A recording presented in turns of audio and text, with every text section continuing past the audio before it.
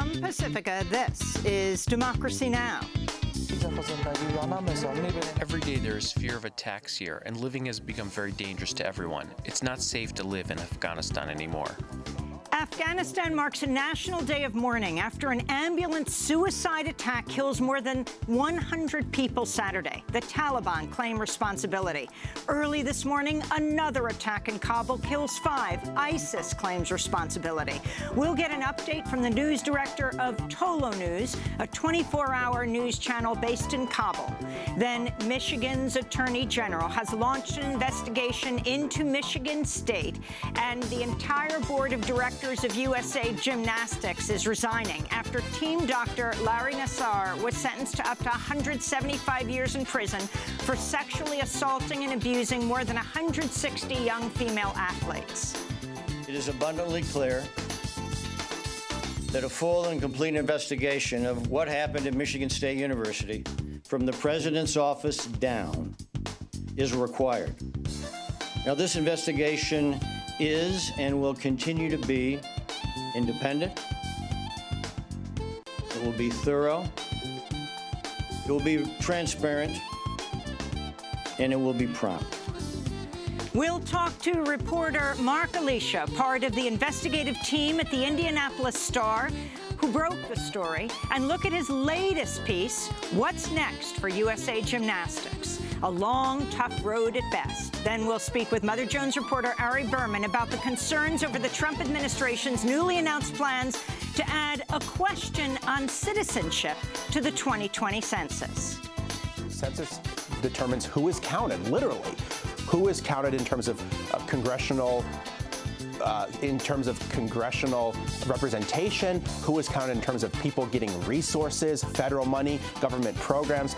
Often blacks, Latinos, Asian Americans, low-income voters are undercounted already by the census. About Berman's new piece for Rolling Stone, how the GOP rigs elections. All that and more coming up.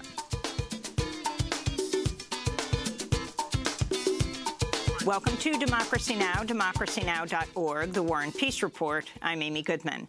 Afghanistan has declared a national day of mourning after more than 100 people were killed in a suicide attack in the capital, Kabul, Saturday. The Taliban's claimed responsibility in which the attack in which militants detonated an ambulance packed with explosives in the middle of a crowded street. More than 235 people were wounded. This is Samim and Mohammed, who each own small shops near the site of the attack.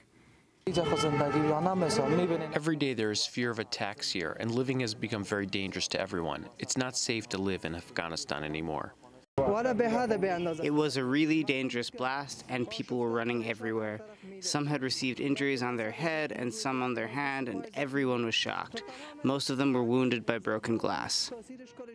Meanwhile, in a separate attack today, 11 Afghan soldiers were killed after ISIS militants stormed an Afghan army base in Kabul. After headlines, we'll go to Kabul, Afghanistan for the latest on the attacks and today's day of mourning. The entire board of directors of USA Gymnastics is resigning after team doctor Larry Nassar was sentenced up to 175 years in prison for sexually assaulting and abusing more than 160 young female athletes, including Olympic gold medalists, under the guise of providing medical treatment. Michigan State University athletic director Mark Hollis has also announced he's retiring only days after the president of Michigan State, Lou Anna Simon, resigned amidst mounting questions about whether the university ignored Dr. Nassar's abuse. Nassar worked at Michigan State from 1997 to 2016. We'll have more on Dr. Larry Nassar's abuse, which is being described as the worst sexual abuse scandal in U.S. sports history, later in the broadcast, as the Michigan Attorney General has launched an investigation. President Trump is expected to ask for $716 billion for military spending in the 2019 budget, a major increase over recent years. The proposed increase comes after Defense Secretary James Mattis unveiled a new military strategy that focuses on countering and potentially fighting China and Russia. Meanwhile, The fitness tracking company Strava has inadvertently revealed highly sensitive U.S. information about secret military bases when it published maps of the running and exercise routes of its users. The global heat maps show the running routes of soldiers in and around military bases, including in Afghanistan, Syria, Iraq, and Djibouti. While some of the bases were already known, others, such as a small compound to the southwest of the U.S. military base, Camp Lemonnier in Djibouti, appear to be undisclosed black sites. Demonstrators rallied outside the White House Saturday to protest President Trump's repeated efforts to ban refugees and citizens from some majority Muslim nations from entering the United States. The protesters also decried President Trump's efforts to roll back protections for immigrants, women, people of color, and LGBT people throughout his first year in office. In more news from Washington, D.C., lawmakers are battling over whether to classify a 4-page document written by the California Congress member Devin Nunes, chair of the House Intelligence Committee, in which he claims that under the Obama administration, the FBI surveilled the Trump campaign. The House Intelligence Committee may vote to declassify the memo as early as today. Democratic lawmakers are accusing Nunes of trying to derail and undermine Special Counsel Robert Mueller's investigation into the Trump campaign and trying to release the document. In Honduras, U.S.-backed President Juan Hernández was inaugurated for a second term Saturday amidst massive protests denouncing widespread alleged voter fraud in the November 26 election. This is Mario Armendariz, one of the protesters. Facing the army and Juan Orlando's murderous police, facing the narco dictatorship that is being installed in our country, also protesting for the 39 dead comrades who were murdered for the simple act of protesting, for demanding the right to vote, which we went and cast our vote, and we worked and defeated the narco dictator who had all the state's money, yet we defeated him, and he is taking power by relying on the armed forces and the police. The Honduran military has killed dozens of protesters since the contested election on November 26th. In Albania, 10,000 protesters poured into the streets Saturday to demand the resignation of the Albanian Prime Minister Edi Rama over accusations of corruption and links to organized crime. Meanwhile, in Russia, opponents of Russian President Vladimir Putin held protests in cities across Russia, demanding a boycott of the upcoming presidential election, which they say is rigged. At least 180 protesters were arrested, including Russian opposition leader Alexei Navalny. In Germany, more than 10,000 people took to the streets of Cologne Saturday to protest the Turkish military bombing and ground offensive against the Kurdish city of Afrin in northwestern Syria. Protesters also rallied in Paris over the weekend to denounce the Turkish military offensive in Afrin. The Syrian Observatory for Human Rights says the offensive has killed at least 51 civilians, including 5 children from the same family. In New Jersey, Immigration and Customs Enforcement agents, known as ICE, have detained 2 fathers as they were dropping their children off at school. On Thursday, Roby Sanger was detained by ICE after dropping his 2 daughters off at school, while Gunawan Lim was detained after he dropped his daughter off at the school bus stop. A third man, Harry Pangamanan, has taken sanctuary at the Reformed Church of Highland Park in New Jersey after he says he saw undercover ICE agents waiting outside his home as he was preparing to drive his daughter to school. All 3 immigrants are originally from Indonesia.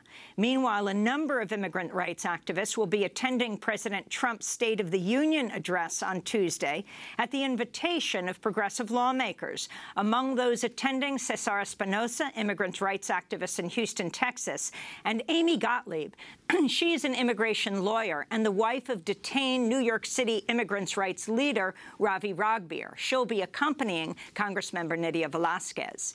And Supreme Court Justice Ruth Bader Ginsburg has announced she will not be attending the State of the Union. She's been a vocal critic of President Trump. The Justice Department seeking to add a question about whether people are U.S. citizens to the U.S. 2020 census. Immigrant rights advocates have slammed the move, saying it'll cause millions of people not to participate in the census and therefore further limit government services and political representation in majority immigrant communities. The longtime investigative journalist Robert Parry has died at the age of 68. As a reporter at the Associated Press in the 80s, he helped expose how the Reagan administration was secretly sending arms to Iran in what became known as the Iran-Contra scandal. Bob Perry also revealed the role of the U.S.-backed Nicaraguan Contras in drug trafficking here in the United States. The Contras became involved in drug trafficking in the 1980s.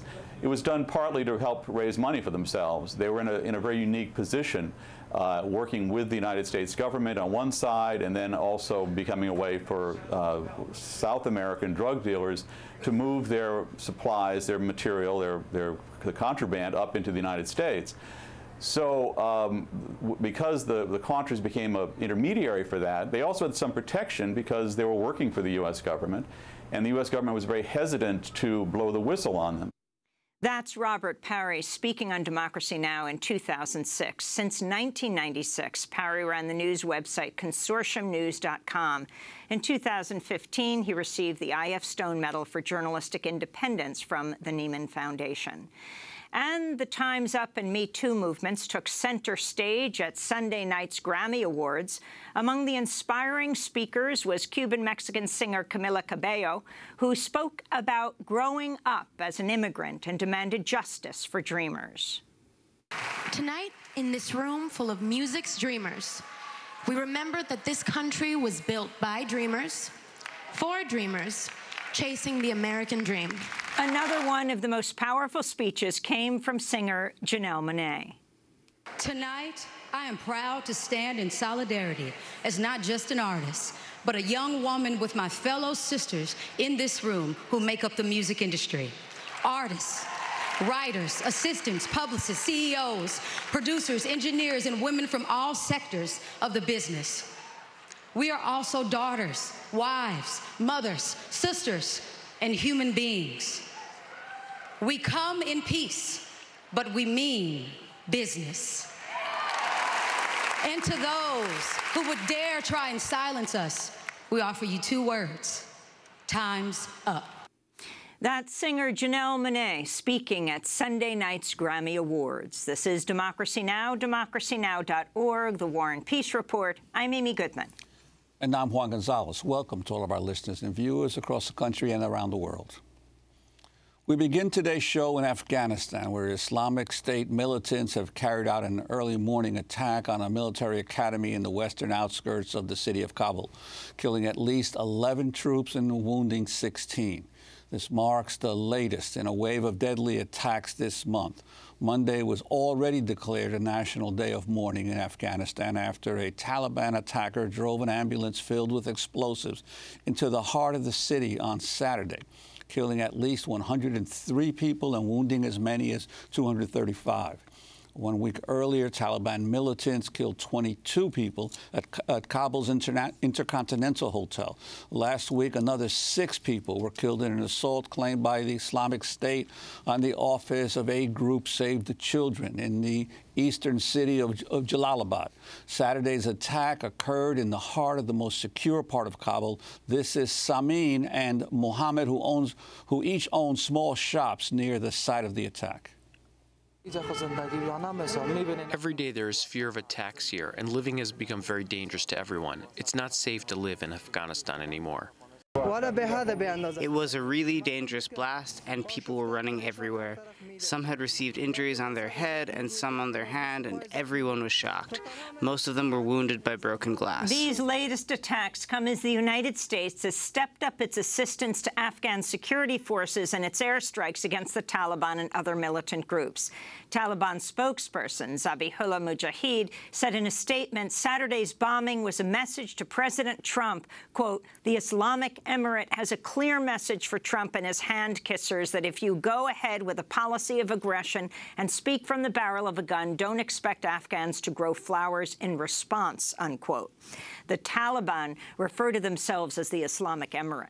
Meanwhile, in a White House statement, President Donald Trump said Saturday's bombing, quote, "renews our resolve and that of our Afghan partners," unquote, to secure the country from militants and terrorists and on the world to take decisive action against the Taliban. Trump also tweeted Saturday, "Taliban targeted innocent Afghans, brave police in Kabul today. Our thoughts and prayers go to the victims and first responders. We will not allow the Taliban to win, he said. For more, we're going directly to the capital of Afghanistan, Kabul, where we're joined by Democracy Now! Video stream by Lutfullah Najafizadeh, the news director of Tolo News, a 24-hour news channel based in Kabul. Welcome back to Democracy Now! Can you talk about what's taken place over the last few days, this massive ambulance suicide attack on Saturday that killed more than 100 people, and then today, in the midst of this day of mourning, another attack, this claim by ISIS, killing 11 people? Amy, the country is going through a lot in the past week, as you said, and you're reporting. This indicates two things. One, there is resistance from the Taliban and those who support the Taliban, Pakistan included, to resist the policy of the U.S. government, President Trump in particular. And second is that in the winter season, when there is less of fighting in the battlefield, you see more high-profile attacks in cities like Kabul and Jalalabad, where the office of the Save the Children was attacked last week. It's a lot of our friends are hurt. Today I woke up to this gunfire on the military academy, which is in the neighborhood I live. And it's unfortunate that we see a rise in casualties and attacks. And to be honest, you really don't know what tomorrow awaits you. So there is an unprecedented level of violence happening in the heart of the capital, which also suggests the lack of the capability and also the failure of the Afghan government, the security institutions particularly, to protect the city.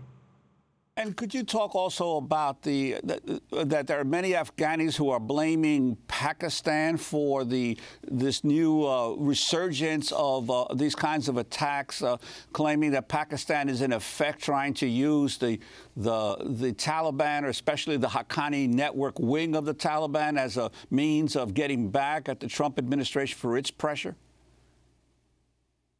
Well, what I can say is that the Taliban leadership are in Pakistani cities like Quetta, like Peshawar, Miran Shah, and most of, for instance, in the Intercontinental Hotel attack, also the one in 2011, they could trace phone conversation with Pakistani numbers and Pakistani people or Afghans living in Pakistan.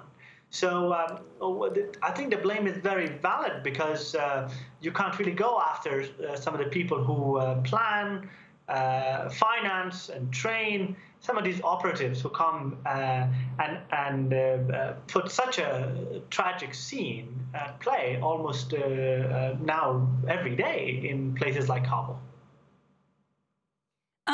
Lutfullah, I wanted to go to a clip. Pakistan condemned a suspected U.S. drone strike last week, which targeted an Afghan refugee camp inside northwestern Pakistan. Officials there said the drone strike killed 2 alleged militants with the Taliban-linked Haqqani network. This is Pakistan's Foreign Ministry spokesperson, Mohammed Faisal. Pakistan condemned the drone strike in Qurram agency carried out by the Resolute Support Mission yesterday, which targeted an Afghan refugee camp. Pakistan continues to emphasize to the U.S. the importance of sharing actionable intelligence so that appropriate action is taken against terrorists by our forces within our territory. Pakistan has also been stressing the need of early repatriation of Afghan refugees, as their presence in Pakistan helps Afghan terrorists to melt and morph among them. Such unilateral actions are detrimental to the spirit of cooperation between the two countries in the fight against terrorism. Lutfullah Najafizadeh, could you comment on that drone strike and also explain more the role that Pakistan is playing in your country in Afghanistan? Civilian casualties should be condemned everywhere, including Pakistan. Pakistani people or Afghan refugees should be protected, of course not harmed in such attacks. But in the same time, militants should be targeted, and those who wage war And Afghan people and also Pakistani people, regardless of where they live and where they are. I think the argument, what the Afghan government has been saying for years, now the United States government as well, is that the safe havens provided for the Haqqani network, the Taliban and other militant groups across the Afghan border in Pakistan should be stopped, because that, as long as you have safe havens, they can travel to countries in the Gulf, finance their missions, and to be able to continue the war. And at the same time, I think it's important to know that there is a wide consensus now that a political settlement is the ultimate solution to this 16, 17-year-old conflict now. I wanted to ask you about the role of the Afghan security forces. I mean, the United States has spent billions of dollars now, or as you mentioned, over 16 years trying to rebuild the Afghan security forces, and yet they seem not to be able to, even in the capital city, assure the safety of the residents and the citizens of Afghanistan. The Afghan forces and police and the intelligence agency, they are paying a very high price. Some days we see reports of more than 20 of them die a day for their country. It would be unfair to underestimate that. The leadership of our security agencies, of course, can be challenged and questioned, whether they are competent enough or not. For example, because of bad politics in this country, we haven't had a National Security Council, which is a weekly security meeting, which is the most important security meeting for the government, hasn't happened for the past 2-3 months, simply because they could not agree who to invite and who not to invite in that meeting. And instead of that, ministers of Interior, Intelligence Chief, National Security Advisors, and others whose main job are to focus on security are negotiating politics with political parties. That, unfortunately, has contributed to mismanagement of our forces. But it doesn't mean that what our soldiers and police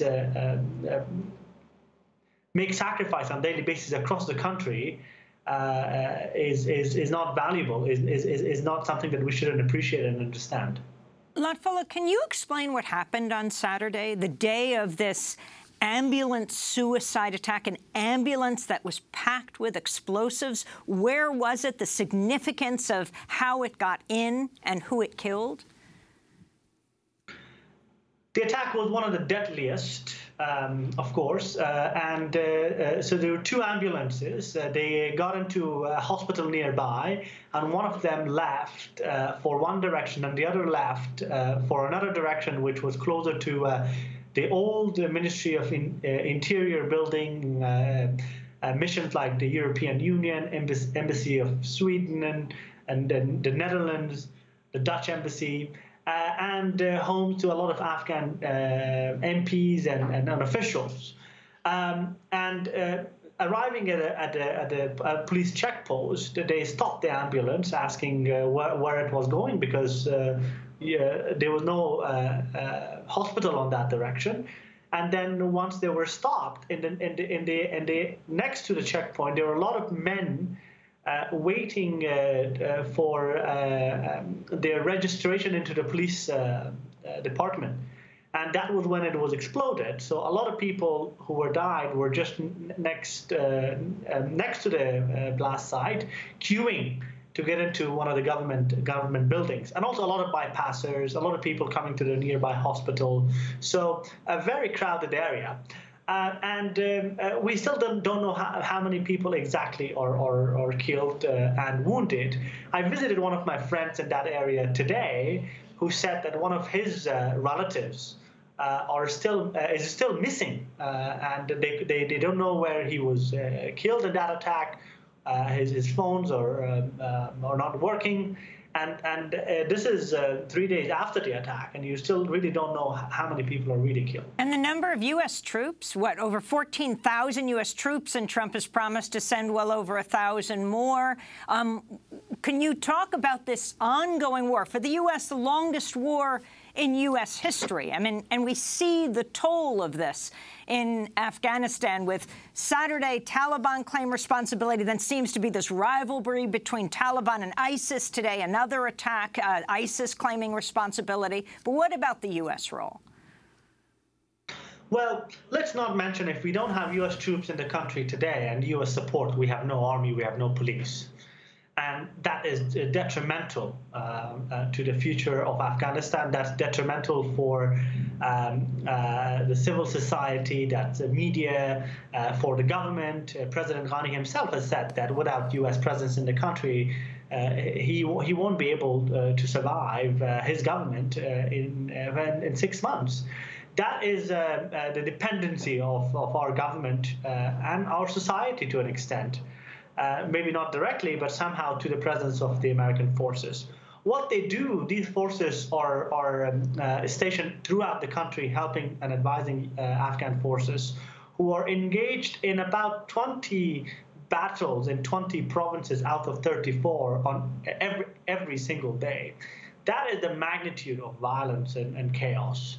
And at one point, as you know, we had 100,000 U.S. troops and 50,000 NATO troops, 150, and we didn't have this much of violence. So we can say that this is, of course, it's a quite significant number, but not enough to be able to accompany, train, and advise Afghan forces to fight this very widespread battle throughout Afghanistan.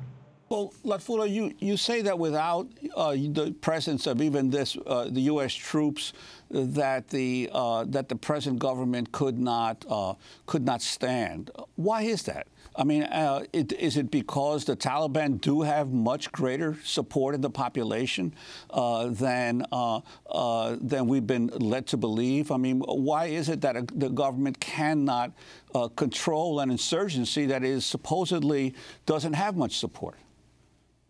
Primarily because most of our spending, especially in the defense, is directly coming from Western governments, the U.S. in particular.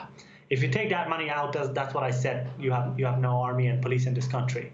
The United States government is paying their salaries on a monthly basis.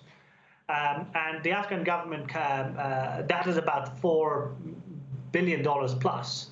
And then, of course, there is other direct spending in the civilian side. USAID is spending over $1 billion a year in this country, which helps the economy to grow. So the country is so poor, and of course there is this battle which is happening with support from other countries that our government cannot stand that level of pressure.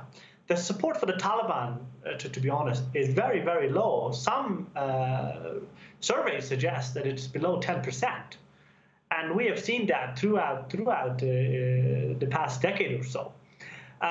It's not that the Taliban are very popular or other insurgent groups. It's just because institutions are not as strong. It's because we have gone through 4 decades of war and civil war and chaos.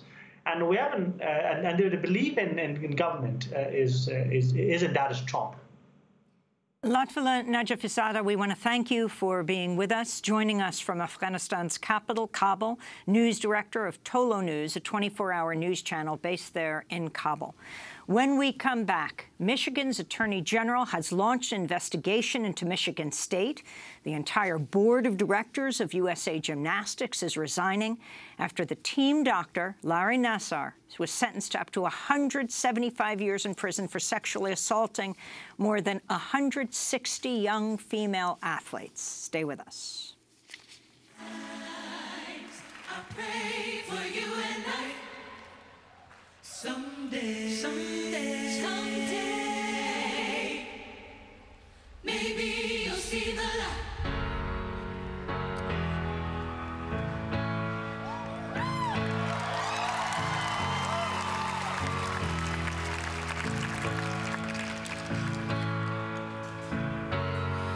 Well, you almost had me fooled. Told me that I was nothing without you. Oh, but after everything you've done, can thank you for how strong I have become. 'Cause you brought the flames and you put me through hell. I had to learn how to fight for myself, and we both know all the truth I could tell. I'll just say this as I wish you farewell. I hope you're somewhere praying, praying. I hope your soul is changing, changing. I hope you find your peace, falling on your knees, praying. Praying, performed by Kesha at Sunday night's Grammy Awards. She was joined by many singers, including Camila Cabello, Cyndi Lauper, Andra Day. Kesha has sued her music producer, Dr. Luke, over alleged rape. This is Democracy Now! I'm Amy Goodman with Juan Gonzalez. We turn now to the latest developments in the case of longtime USA Gymnastics team doctor Larry Nassar, who last week was sentenced to up to 175 years in prison for sexually assaulting and abusing more than 160 young female athletes, including Olympic gold medalists, under the guise of providing medical treatment at Michigan State University from 1997 until 2016. The university has faced widespread accusations of failing to investigate the accusations against him. Now the entire board of directors of USA Gymnastics is resigning, and Michigan State University athletic director Mark Hollis has announced he also is retiring only days after the president of Michigan State University, Luana Simon, resigned, and amid mounting questions about whether the university ignored reports of Dr. Nassar's abuse. Meanwhile, Michigan Attorney General Bill Schuette announced he has launched an investigation of Michigan State University, where Nassar was a faculty member and physician at an on-campus clinic. This is Schuette speaking Saturday. That a full and complete investigation of what happened at Michigan State University from the president's office down is required. Now, this investigation is and will continue to be independent. It will be thorough. It will be transparent, and it will be prompt. I don't need advice from the Board of Trustees at MSU about how to conduct an investigation. Frankly, they should be the last ones to be providing advice given their conduct throughout this entire episode. Their conduct throughout this entire episode speaks for itself. This comes after Dr. Nassar was sentenced last week to up to 175 years in prison by Michigan Judge Rosemary Aquilina, following a week of blistering statements in court by 156 of his victims, including Olympic gold medal winning gymnast Allie Raceman, Simone Biles, Jordan Weber, and other female athletes. The women accused Nassar of abuse, including exposing himself in front of them, rubbing his genitals against their bodies, and penetrating their vaginas with his fingers. This is Rachel Denhollander, the first woman to publicly accuse Larry Nassar of sexual abuse, speaking in court. How much is a little girl worth? How much is a young woman worth? Larry is a hardened and determined sexual predator. I know this firsthand. At age 15, when I suffered from chronic back pain, Larry sexually assaulted me repeatedly under the guise of medical treatment for nearly a year. He did this with my own mother in the room, carefully and perfectly obstructing her view so that she would not know what he was doing. His ability to gain my trust and the trust of my parents, his grooming and carefully calculated, brazen sexual assault was the result of deliberate, premeditated, intentional, and methodological patterns of abuse, patterns that were rehearsed long before I walked through Larry's exam room door, and which continued to be perpetrated, I believe, on a daily basis for 16 more years until I filed the police report.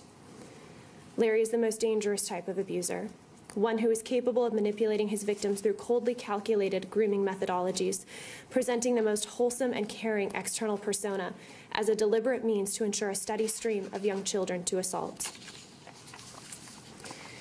And while Larry is unlikely to live past his federal sentence, he is not the only predator out there. And this sentence will send a message about how seriously abuse will be taken. So I ask, how much is a little girl worth? Larry Nassar pleaded guilty to sexual assault charges. During his sentencing, Judge Aquilina told Dr. Nassar, quote, "I've just signed your death warrant." Nassar has already been sentenced to 60 years in prison after being convicted of child pornography charges in a separate case. Congress also is investigating the matter.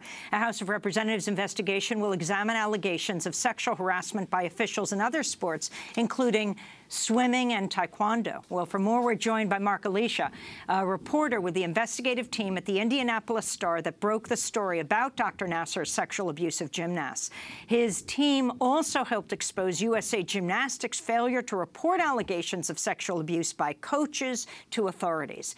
Alicia's most recent piece, What's Next for USA Gymnastics? A Long, Tough Road at Best. Welcome to Democracy Now!, Mark. I mean, I think people around the country are just reeling from this story. How is it conceivable that this went on for decades? One doctor at Michigan State, and clearly you show it goes beyond that. What is your assessment of how many mothers and their daughters, families, had leveled complaints against him as he abused so many, believed at least 160 young women? Well, it's going as far back as 1997, I believe it was, gymnasts did go to adults and to report the abuse, and nothing happened. Gymnasts went to police, and nothing happened. Gymnasts went to Michigan State's Title IX office, and nothing happened. Gymnasts went to the gymnastics coach at Michigan State University, and nothing happened. And so the women who said that they didn't think they'd be believed if they came forward anyway were probably right. And then for the rest, the survivors talked about this charismatic doctor who was a con man, a manipulator, who groomed girls as with his Olympic experience and using his fame to gain trust. And the girls, and now women, often said that they were uncomfortable with what he was doing, but they thought to themselves, if the great Larry Nassar's doing it, you know, who am I to say it's wrong? And so it continued. But it is important to note there were people who came forward, and there were adults who failed these children and probably could have stopped the spectacle that we saw the last 2 weeks in a Michigan court.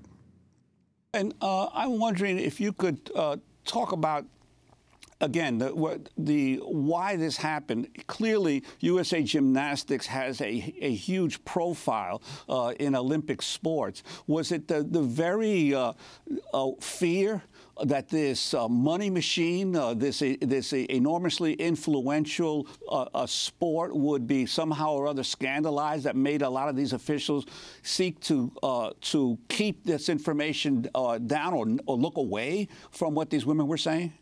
Because I'm reminded very much of the Penn State situation and the scandal of Penn State. Because Penn State football, Joe Paterno was like the god of sports in Pennsylvania, and of course one of his assistants was abusing the athletes. Well, what we found was a culture of fear, really, a culture of secrecy throughout USA Gymnastics, not only at the elite level, but even moving down to the club level.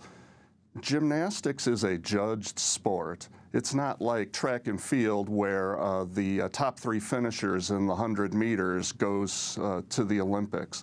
Power at USA Gymnastics was concentrated in very few people, and women who had worked their entire lives, worked very hard their entire lives, fought through injuries for a chance to be on the Olympic team, didn't want to ruffle any feathers.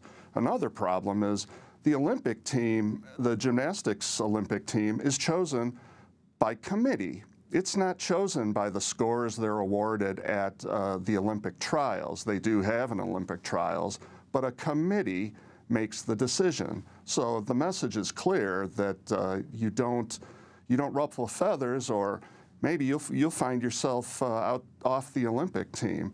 But it goes even further down than that. As a judged sport, maybe somebody doesn't want to ruffle feathers of a judge who might be judging a mid-level gymnastics meet. It's a situation where a lot of these gymnastics club owners, they're small businessmen.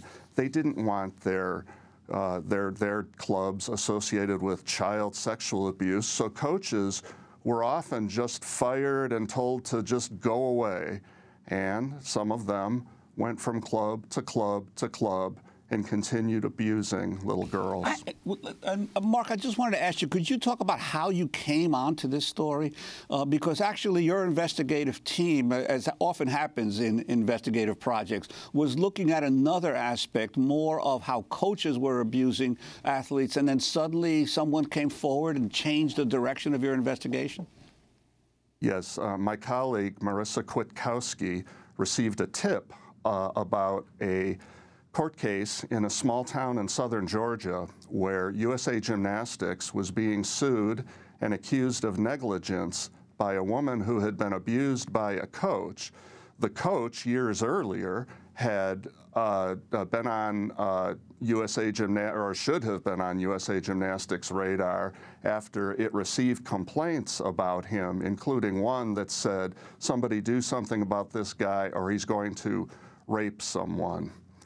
From that court case, there were a lot of documents that we were able to follow to develop the story. We worked probably 6 months on a story with also with my colleague Tim Evans. We published on August 4th, 2016, a story basically saying that USA Gymnastics did not report all complaints of abuse to authorities immediately, which of course is what you should do. That morning, mid-morning, day of publication, we received an email from Rachel Den Hollander, and she said, I don't know if this is going to apply to what you're doing. I was abused by a doctor at USA Gymnastics, not a coach. And she invited us to her home in Louisville. My colleagues and I split up the various tips I happened to get Rachel to follow up on. I went down to Louisville with photographer Robert Scheer, and what we found was pretty much what the world saw when Rachel spoke last week. Stay-home mother of 3, all 5 and under, a lawyer, very well-spoken, very organized and diligent, and we thought very sincere. And so from that, we wrote a story that also included a lawsuit, a civil lawsuit that was filed anonymously in California. The person who filed it later came out as Olympian Jamie Dancher. So after that, we received a lot of criticism from people who supported Nasser, and they let us know it.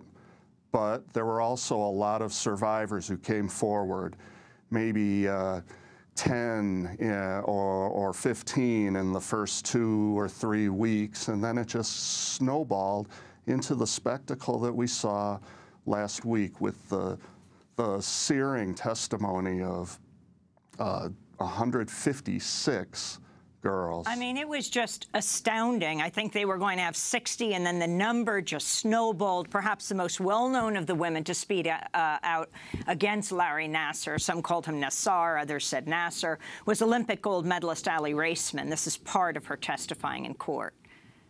I am here to face you, Larry, so you can see I've regained my strength, that I'm no longer a victim, I'm a survivor. Now is the time to acknowledge that the very person who sits here before us now, who perpetrated the worst epidemic of sexual abuse in the history of sports, who is going to be locked up for a long, long time. This monster was also the architect of policies and procedures that are supposed to protect athletes from sexual abuse. Abusers, your time is up. The survivors are here, standing tall, and we are not going anywhere. During her testimony, the Olympic gold medalist Ali Raceman also attacked USA Gymnastics and the U.S. Olympic Committee for allowing the sexual abuse to continue for decades. Started 30 years ago, but that's just the first reported incident we know of. If over these many years just one adult listened and had the courage and character to act, this tragedy could have been avoided. Neither USA Gymnastics nor the USOC have reached out to express sympathy or even offer support. Not even to ask, how did this happen? What do you think we can do to help? Why have I and others here probably not heard anything from the leadership at the USOC? Why has the United States Olympic Committee been silent?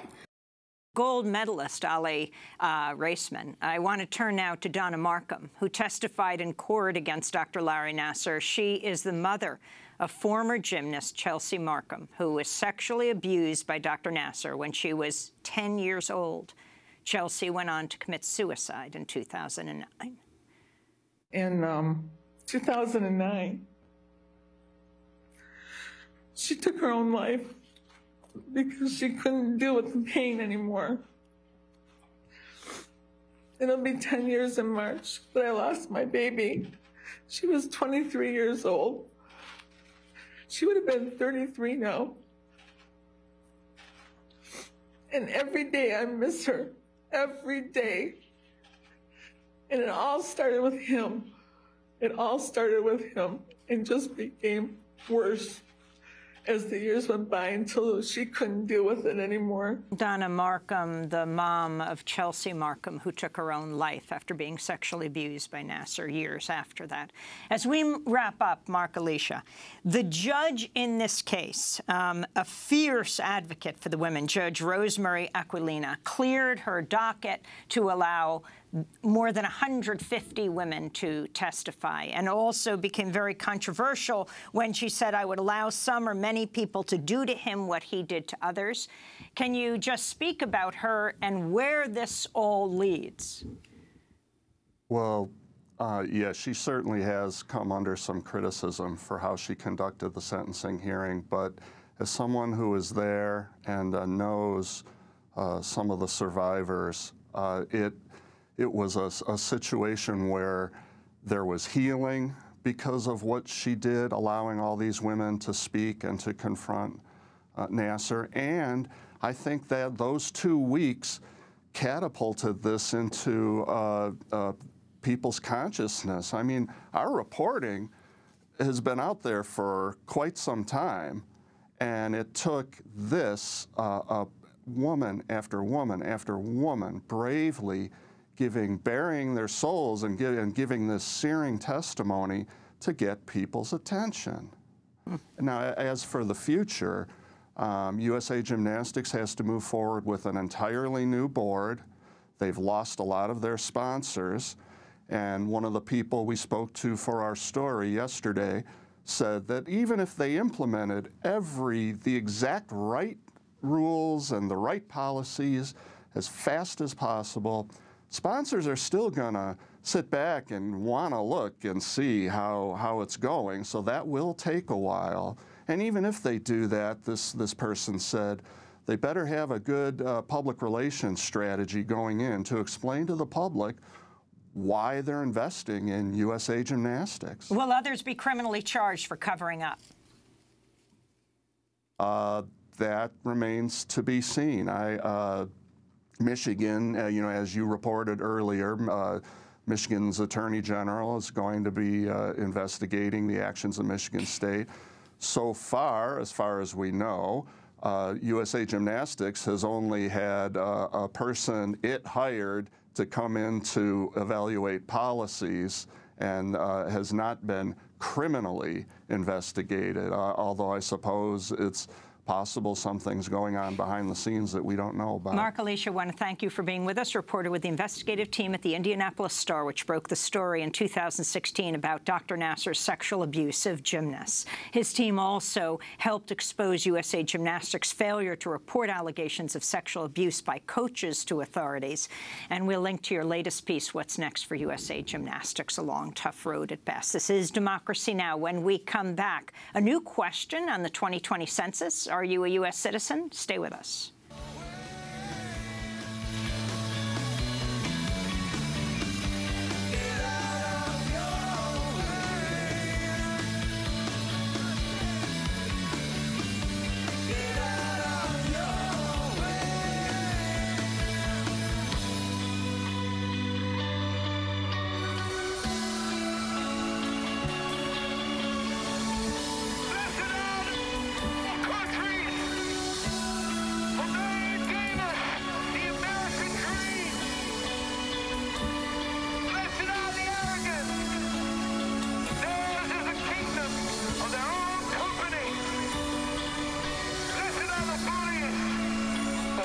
Get Out of Your Own Way, performed by the award-winning band U2 at Sunday night's Grammy Awards on a barge in front of the Statue of Liberty. This is Democracy Now! I'm Amy Goodman with Juan Gonzalez. Well, on Friday, the Trump administration said its request to add a question on citizenship status to the 2020 census is under legal review. The Commerce Department, which oversees the Census Bureau, now faces a March 31st deadline to evaluate the legal basis for the controversial question's inclusion in the upcoming census. Data from the once-a-decade census has major implications for shaping the political landscape. The population count is used to determine how congressional seats are distributed across the country and where hundreds of billions of federal dollars are spent. Critics warn that including a citizenship question on the census will deter undocumented residents from participating in the questionnaire out of fear the government could use the information against them. For more, we're joined by Ari Berman, senior writer at Mother Jones, reporting fellow at the Nation Institute, author of Give Us the Ballot, The Modern Struggle for Voting Rights in America. His new piece for Rolling Stone, How the GOP Rigs Elections. Ari Berman, welcome back to Democracy Now! Good to see you, Are Amy. you a U.S. citizen? They will possibly ask this question. Talk about it. It sounds like a simple question, but the experts that I talk to say that it will destroy and sabotage the entire census, that given the climate of fear with the Trump administration, nobody, particularly immigrant groups, both non-citizens and citizens, want to answer the question if they're a citizen for fear of how it will be used by the Trump administration. If this question is on the census, it will massively depress responses among immigrant groups. That will lead to fewer seats, fewer resources for areas that have lots of immigrants, particularly Democratic areas, places like New York and California, and it will shift power even more to Republican areas that are whiter and more conservative. So this has very, very, very profound implications for our democracy. And the 2020 census is already facing an extreme number of problems, and this will just make it that much worse.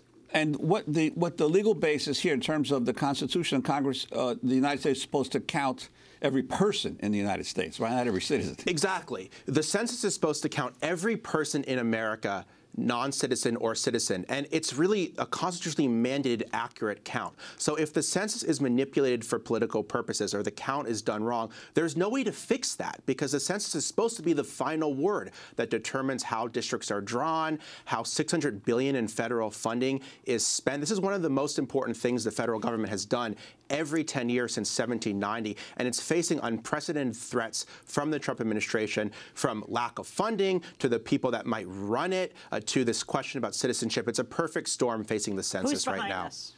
Well, I think if you look at who the request is coming from, it's coming from the Department of Justice run by Jeff Sessions. And they say they need this question to enforce the Voting Rights Act, which is hysterical because the Trump Justice Department has no interest in enforcing the Voting Rights Act and, in fact, is actively trying to subvert the Voting Rights Act. This is a smokescreen to try to depress responses from immigrant communities so that immigrant communities get far less resources than other communities with the census. How do you answer those who say Well, if this is about congressional representation, they shouldn't have it. They are undocumented, or they are not U.S. citizens. If it's about federal aid, they shouldn't have it because they're not U.S. citizens. Well, first off, the Constitution very clearly says with regards to the census that all persons should be counted. Secondly, there was a Supreme Court case in 2016 called the Evanwell case that came out of Texas, where they dealt with this question. The Supreme Court very clearly said in an 8-0 unanimous opinion that districts should be drawn based on all people, because everyone here deserves representation.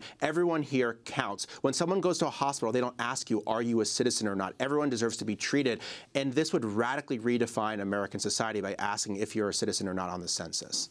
Ari, I want to ask you about another topic you've written a lot about, the issue of gerrymandering, especially in several states. There are several court cases now that have appear to be headed toward a Supreme Court decision on political gerrymandering. Could you talk about the gerrymandering has existed for ever since districts have existed in the United States? What's different about what's been happening in the last few years under Republicans in some of the local states? Well, gerrymandering has existed forever, but it's gotten so much worse in recent years with the maps being so sophisticated in terms of how they're drawn, and Republicans in particular targeting Democrats in such sophisticated ways. So you have a situation in Wisconsin, for example, which is where my new piece in Rolling Stone is set, where in 2012, Democrats won 51% of the vote in Wisconsin, but Republicans picked up 60 of 99 seats in the Wisconsin State Assembly. So you have a situation in America, not just in Wisconsin, but in other states as well, where Republicans are getting a minority of votes, but a majority of seats. And that violates basic norms of American democracy. It violates the whole notion of one person, one vote. We like to think in this country, if you get the most votes, you're the winner. Well, that's not how it works because of gerrymandering right now.